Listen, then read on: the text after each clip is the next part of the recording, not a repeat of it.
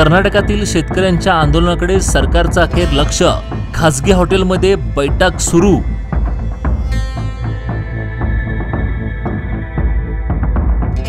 कर्नाटकातील ऊस दर संबंधित सुरू असलेल्या तीव्र आंदोलनाच्या पार्श्वभूमीवर राज्याचे साखर मंत्री शिवानंद पाटील यांनी अखेर लक्ष दिलं आहे।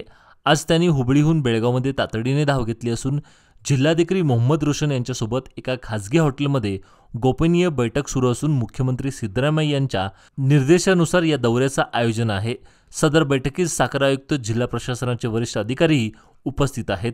आंदोलनाचं वाढतं स्वरूप, रास्ता रोको आणि शेतकऱ्यांच्या रोषामुळे मंत्र्यांच्या दौऱ्याची माहिती आधीपासून उघड करण्यात आली नव्हती।